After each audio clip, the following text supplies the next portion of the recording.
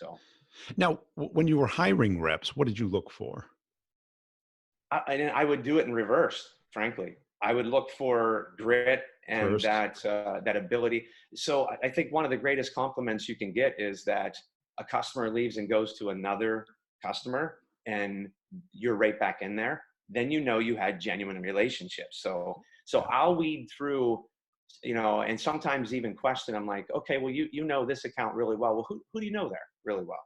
And then I'll back channel, right, just to see, if they really do have that level of relationships. Because at the end of the day, your ability to hunt on your own, your ability to develop uh, more relationships or bring relationships with you, and then and of course, to be an enterprise sales, you've got to have some kind of a med pick or TAS or some kind of a methodology that you have adopted that works for you. I Yeah. more want to see that you have one, not necessarily that what it is, right? Right. Meaning, I can teach you the new nomenclature of medpic versus TAS or Miller Hyman versus whatever, right? But what I don't have time to do in enterprise sales is teach you a methodology, right? That takes a long time, right? And that's And just the cookbook. It's the cooking right. of the book. You know how? And again, I can teach you what we do. Yeah. That's teachable, right? I can even teach you how to look at, hey, you really should adopt the idea. It's a little bit of a gap I see in you, is the difference between a coach and a champion. Let's work on that. But again, those are things you can work on. What I've learned is I look at getting to know the person, back channeling on the person. Yeah. Like, what do they do? Who are they really? And do they have that grit? Are they self-motivated? Are they coachable to where if I see something in their blind spot, they don't tell me to, pound sand or that I'm a jerk. They're like, they realize that, hey, that's a way for me to get better, Yeah. and he's trying to help me, right? Yeah. Or she's trying to help me. So anyways, I think when I'm looking, and when I brought a lot of the salespeople over that did the best for me, was one, they usually worked for me before, but if it was brand new, that's what I was looking for. I was looking for, what relationships do you genuinely have? Do you have a methodology that you followed and have been successful at it? And do you have the grit to grind it out day after day after day? Because it can be a grind in what we do. It is. It is. So Because even when it's good, it's only good for a quarter, right? right. It starts You over. still flip back to zero on January 1st or Right. whatever your Yeah. You get the goal is, but handicap. you're still a loser. It's funny. My wife would always say is, these club trips that we'd all go on, and like, how many times do you guys have to tell each other you're amazing? You know, you know, Every before you day. guys flip over and now you're a loser again, January 1st, right? It's Right. back to zero, right? What other career does that? Yeah, right. Right. You're a ball player.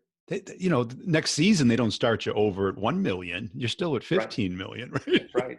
That's right. It is, Sales is it the is a only very thing. difficult job. And that's why I look for that grit more than Yeah. anything. Cause you've got to be able, especially if you're playing at the enterprise level, you're against the best of the best, Yeah. right? So your game is going to have to be better than people that the other guys are hiring or other gals are hiring that are their best, right? So you have to have that grit above and beyond everything else, beyond education, beyond, because more and more I noticed that, no offense to a college education, a master's degree, that's all great. But I will tell you, I would take somebody who's gritty and has relationships and has at least some kind of methodology over any degree all day Yes. long, All the time, right? all the Because, time. So yeah.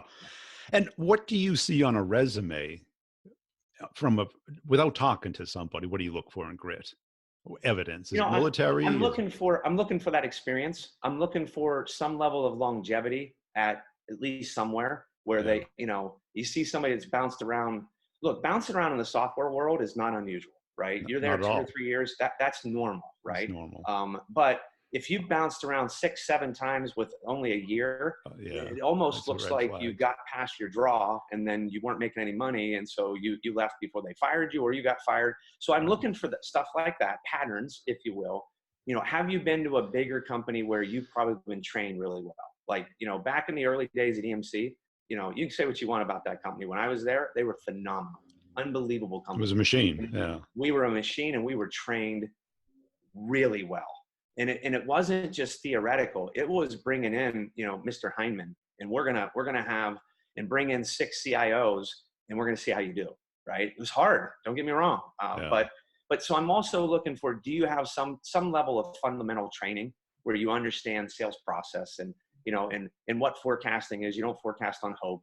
You're actually, you're On honest with the guy in requirement. the mirror, or the girl in the mirror. Yeah. On So quota. Yeah. right. Yeah. So I do look for that stuff, and then I do look for ancillary stuff, like, what do you do in your spare time? Who are you as a human being? Maybe. Right. Yeah. And a lot of times you can't necessarily find it in a resume, but I'll dig it out in an interview, right? And that'll be, I have a series of questions I've always used when I'm hiring people, and the ones that I hold more weight on that people probably never knew was the ones that were a little bit more personal, because I'm trying to figure out what makes you tick. Right. I'm trying to figure out, are you self-motivated? Do you have that grit? Are you coachable? Are you potentially, a poison to the company, because you might be good, but you burn the place down around you, right? Yeah. So I'm looking for those kind of things. Is, do you fit into a team environment? Are you a team player? And can you even maybe be a leader for me to help some of the people that are up and coming? Yeah. Is what I'm constantly looking for. If that makes sense.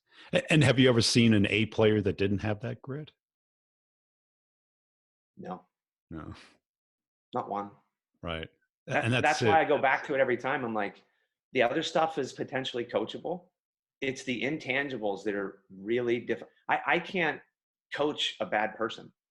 I can't coach somebody who's mean, or somebody who doesn't give a crap about people. Like, Yeah. that's really tough to change that. Like you said, that neuroscience. I can't crawl inside your head and rewire you, Only right? they can do it. You can Only point it they out. can. You can teach them how, but Yeah. they have to do But it.